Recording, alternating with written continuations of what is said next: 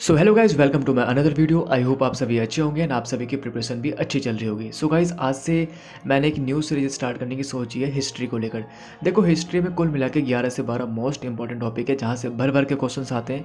मैं one day exam की बात कर रहा हूँ, चाहे वो एसएससी हो चाहे वो स्टेट का कोई सा भी एग्जाम हो। ओके, सो देखो, हिस्ट्री को अपन 3 पार्ट में बांटते हैं। सबसे पहले एंशियंट, मेडिवल और मॉडर्न। तो अपन कुल मिला के 11 से 12 चैप्टर पढ़ने वाले हैं। सो आज से अपन स्टार्ट करने वाले हैं एंशियंट हिस्ट्री। सो सबसे पहला जो चैप्टर है वो है आपको हड़प्पा सिविलाइजेशन। उसके बाद पढ़ेंगे अपन जैन धर्म एंड बुद्ध धर्म, देन फिर मौर्य वंश, उसके बाद गुप्त वंश और सबसे लास्ट में साउथ इंडिया का जो हिस्ट्री है ना, जहाँ पे आपने पढ़ा भी होगा पल्लव वंश के बारे में। सो अपन वहीं से पढ़ने वाले हैं। सो अपन आज से स्टार्ट करते हैं। सबसे पहला टॉपिक हड़प्पा सिविलाइजेशन। सो देखो, हड़प्पा शहर की खोज आज से 4700 वर्ष पहले हुई थी। और जो कुछ अन्य नगर थे, यानी कि जो गंगा नदी के आसपास जो कुछ अन्य नगर वहाँ पे स्थित थे, उनका विकास आज से 2500 साल पहले हुआ था। हड़प्पा शहर को 2 भागों में बांटा गया था। एक था आपका पश्चिमी भाग, दूसरा था पूर्वी भाग। जो पश्चिमी भाग था वो काफ़ी छोटा था, लेकिन वो काफ़ी ऊंचाई पे था, इसीलिए इसे नगर दुर्ग कहा गया। और इसी का एक उदाहरण है मोहनजोदड़ो। अगर आपसे एग्जाम में क्वेश्चन पूछता है कि मोहनजोदड़ो हड़प्पा के किस भाग में स्थित था, तो पश्चिमी भाग में।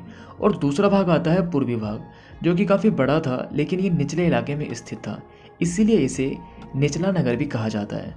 और वहाँ पर जो वॉल वगैरह जो बनाई जाती थी, दीवार की बात कर रहा हूँ, तो ये वहाँ पे पक्की ईंटों का प्रयोग किया जाता था। सो अपन अब बात करते हैं मोहनजोदड़ो के बारे में।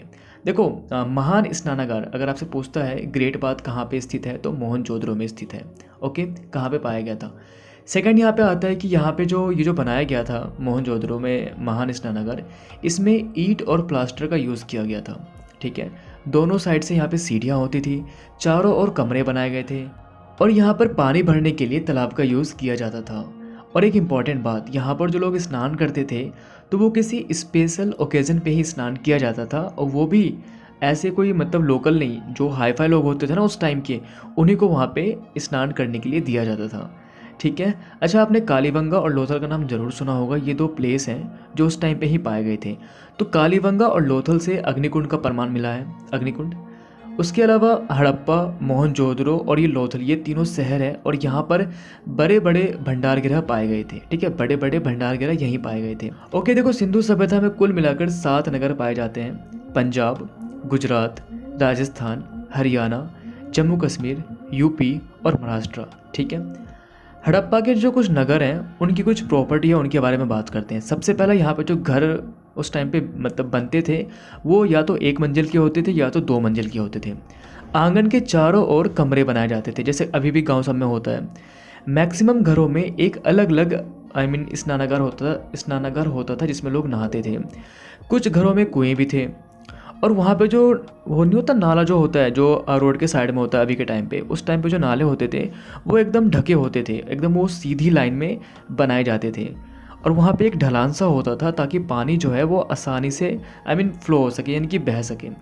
और जो घर की जो नाली होती थी ना, उसको सड़क की नाली से कनेक्ट कर दिया जाता था, और सड़क की नाली को बाद में बड़े नालों में उसको एक मिला लिया जाता था, ताकि जो भी पानी वगैरह गंदा पानी है वो शहर के बाहर जा सके। ठीक है। जगह जगह पर मेन होल बनाए गए थे। अब आप सोच रहे होंगे भाई मेन होल क्या होता है। तो मेन होल का काम क्या होता है, उससे नाली की सफाई की जाती है, नाली की देखभाल की जाती है। तो इसीलिए यहाँ पे लिखा हुआ है कि जगह जगह पर मेन होल बनाए गए थे। ठीक है। अगला प्रॉपर्टी है, घर हो गया, नाले हो गया एंड सड़कों का निर्माण एकदम प्लानिंग के साथ किया गया था। ठीक है। इन नगरों में लिपिक होते थे। देखो, लिपिक का काम क्या होता है, ये जो मोहर होता था ना, उस टाइम पे आपने मूवी वगैरह में देखा होगा मोहरों का यूज़ होता है। तो ये मोहरों पर एंड अन्य चीज़ों पर लिखते थे, तो लिपिक का यही काम था। उस टाइम पर कुछ शिल्पकार के बारे में भी बात की गई है। तो शिल्पकार दोनों थे, यानी कि स्त्री भी शिल्पकार थे और पुरुष भी थे। ये जो है ना कुछ चीज़ें बनाते थे, उन्हीं को शिल्पकार कहा गया है। अगला है आपका, उस टाइम पर खिलौने भी बनाए जाते थे जिनमें मिट्टी का प्रयोग किया जाता था।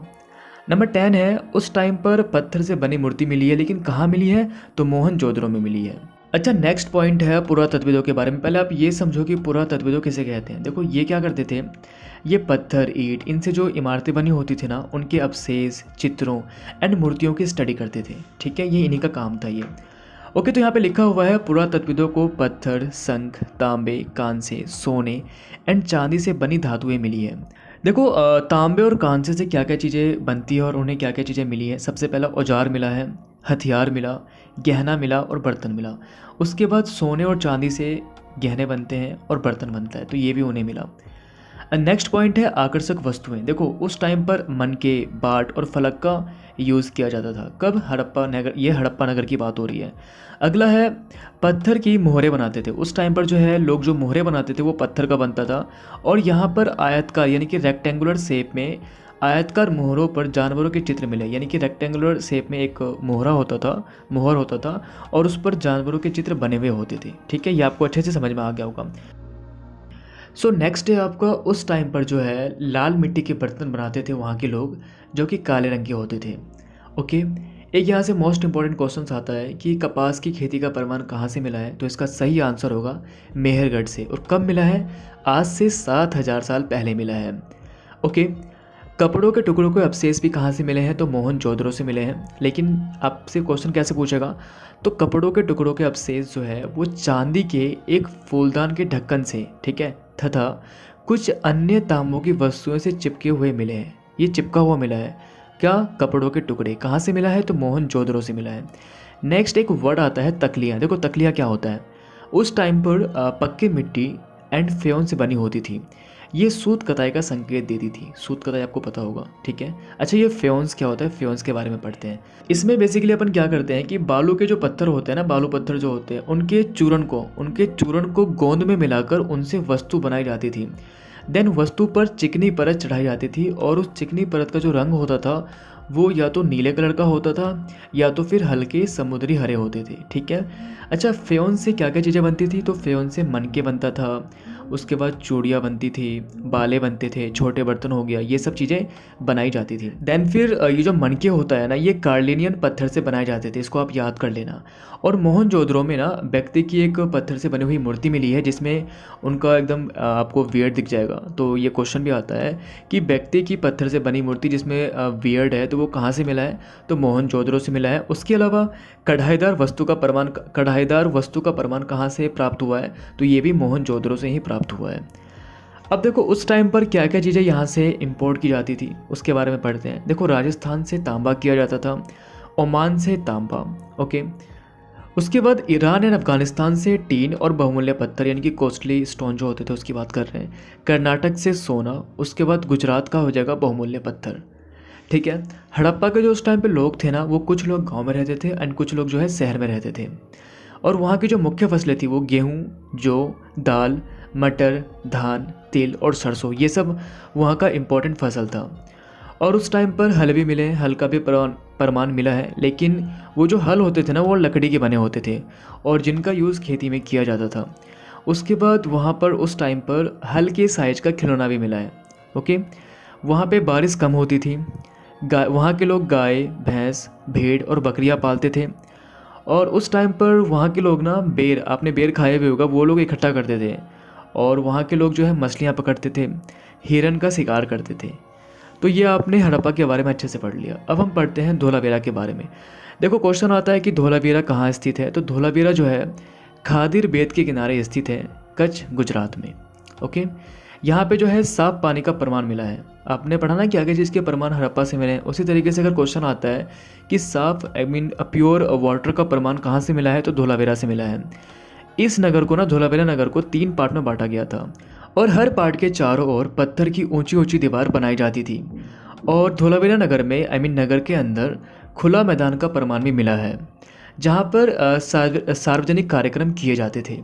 तो आपने धोलावीरा शहर के बारे में अच्छे से पढ़ लिया। अब हम पढ़ते हैं लोथल के बारे में। तो लोथल जो है गुजरात में स्थित है और यहाँ पर कीमती पत्थर जैसा कच्चा माल आसानी से मिल जाता था। उसके अलावा भंडारगृह का प्रमाण भी यहीं से मिला है। यहाँ पर कई सारे मोहरे, मुद्रांकन या फिर मोहरबंदी मिले हैं। कहाँ से मिला है, तो लोथल से मिला है। इसके अलावा आपको पता है लोथल ना कुछ चीज़ों का महत्वपूर्ण केंद्र था। किस किस चीज़ों का, तो पत्थरों का, शंखों का, मेटल से बनाई गई चीज़ों का महत्वपूर्ण केंद्र था। और यहाँ पर बंदरगाह भी मिला है। तो कहाँ पे मिला है, लोथल, गुजरात में। एंड इसके अलावा यहाँ पर पत्थर के टुकड़े, अधवने मनके, इसका मतलब हो गया आधा जला हुआ मनके बनाने वाले उपकरण और तैयार मनके भी यहाँ पे मिले हैं। मनके क्या होता है, मनके कैसे बनता है, तो मैंने आपको स्टार्टिंग में ही बता दिया था कि मनके जो है वो कार्लिनियन पत्थर से बनाए जाते थे। तो आपको ये अच्छे से समझ में आ गया होगा। अब कुछ इंपॉर्टेंट ईयर के बारे में बात करते हैं। तो आज से कितने साल पहले लोगों ने नगरों में रहना छोड़ दिया था, यानी कि हड़प्पा शहर का जो है अंत हो गया था। कब हुआ था? तो आज से 3900 साल पहले। रीज़न क्या था? नदियाँ सूख गई थी, जंगलों का विनाश हो गया था, घास वाले मैदान समाप्त हो गए थे, बाढ़ आ गया था, या फिर शासक का नियंत्रण समाप्त हो गया था। तो यानी कि कई इतिहासकार हैं जिन्होंने अपनी अपनी बात बोली है। कईयों ने बोला कि भाई नदियाँ सूख गई थी, कईयों ने कहा कि जंगलों का विनाश हो गया था, तो कुछ का ऐसा मानना था कि घास वाले मैदान जो है समाप्त हो गए हैं, और या तो बाढ़ आ गई है या तो फिर शासक का नियंत्रण समाप्त हो गया है। और उसके बाद क्या होता है कि कुछ लोग ऐसे थे जो पूर्व एंड ईस्ट और साउथ के इलाकों में नई एंड छोटी बस्तियों में जाकर बस गए थे। जब इस शहर का विनाश हो गया था। देन फिर 1400 वर्ष बाद, यानी कि 1400 ईयर्स के बाद कुछ नए नगरों का विकास हुआ था। तो ये भी क्वेश्चन आता है। सो फाइनली आज का ये टॉपिक हो गया है कंप्लीट। एंड इसके अलावा कुछ इंपॉर्टेंट क्वेश्चन और है जो आपको मैंने नहीं बताया, एक बार मैं आपको वो बता देता हूँ। देखो, आपने हड़प्पा और मोहनजोदड़ो के बारे में अच्छे से पढ़ लिया, तो क्वेश्चन ये भी आता है कि हड़प्पा की खोज किसने की थी? तो दयाराम साहनी ने की थी। और किस वर्ष की थी? और हड़प्पा शहर जो है वो किस नदी के किनारे बसा हुआ है? तो ऐसे भी क्वेश्चंस आते हैं। तो चलो आपको मैं वो दोनों बता देता हूँ। देखो, सबसे पहला तो ये कि हड़प्पा शहर जो है वो रवि नदी के किनारे स्थित है और इसकी खोज दयाराम साहनी जी ने 1921 में की थी। ओके। दूसरा है कि मोहनजोदड़ो, ये जो है सिंधु नदी के किनारे स्थित है और इसकी खोज राघव दास बनर्जी जी ने 1922 में की थी। ये बात आप याद रखना। अच्छा, एक चीज़ और, ये जो आपने अभी इंडस वैली सिविलाइजेशन के बारे में पढ़ा, ये कहाँ से कहाँ तक फैला हुआ है? तो ये क्वेश्चन भी आता है। तो इंडस वैली सिविलाइजेशन, आपने गंगेटिक बेल्ट के बारे में ज़रूर पढ़ा होगा। तो गंगेटिक बेल्ट के नॉर्थ से लेकर मालवा के साउथ तक फैला हुआ है। ठीक है, गंगेटिक बेल्ट जो नॉर्थ साइड में है इंडिया के, वहाँ से लेकर जो साउथ में मालवा है वहाँ तक फैला हुआ था। तो आपको मैंने ओवरऑल सारा कुछ बता दिया। अब मैं आपसे 2 क्वेश्चन पूछ रहा हूँ, आप लोग इस 2 क्वेश्चन का आंसर ज़रूर कमेंट करना। सो पहला क्वेश्चन ये है कि हड़प्पा के लोग जो है लाल मिट्टी के बर्तन बनाते थे, पता है आपको, लेकिन वो किस कलर का यूज़ करते थे? आपको ये बताना है। पहला क्वेश्चन ये हो गया, ठीक है। और दूसरा क्वेश्चन ये है धोलावीरा से रिलेटेड। आप मुझे ये बताओ कि धोलावीरा शहर को कितने पार्ट में बांटा गया था? आपको इन 2 क्वेश्चनों का आंसर कमेंट करना है। सो फाइनली आज का अपना ये टॉपिक हो गया कंप्लीट। अगर आपको इस टॉपिक की पीडीएफ चाहिए तो आप मेरे को टेलीग्राम पे मैसेज कर देना, मैं आपको सेंड कर दूंगा। बाकी पीडीएफ डाउनलोड करने से पहले आप इसको अच्छे से समझ लेना कि यहाँ पे मैंने क्या क्या चीज़ें आपको बताई है, ठीक है। बाकी फिर भी कोई डाउट वगैरह होता है तो आप मेरे को इंस्टाग्राम पे डीएम कर सकते हो। इंस्टा की आईडी डिस्क्रिप्शन बॉक्स में दी हुई है। इसके अलावा टेलीग्राम पर एक ग्रुप बना हुआ है, आप उस ग्रुप में भी ऐड हो सकते हो, ठीक है। सो अपन नेक्स्ट टॉपिक लेके आएंगे क्या, जैन धर्म और बुद्ध धर्म के बारे में। बाकी आप लोगों से रिक्वेस्ट है, आप लोग कमेंट करके ज़रूर बताना कि आपको ये वीडियो कैसी लगी, ओके। और हाँ, लास्ट में एक बात बोलनी थी, अगर आपको आज की वीडियो सच में अच्छी लगी, आपको लगा कि हाँ भाई बंदे ने मेहनत करी है, तो आप इस वीडियो को अपने दोस्तों के साथ शेयर कर देना।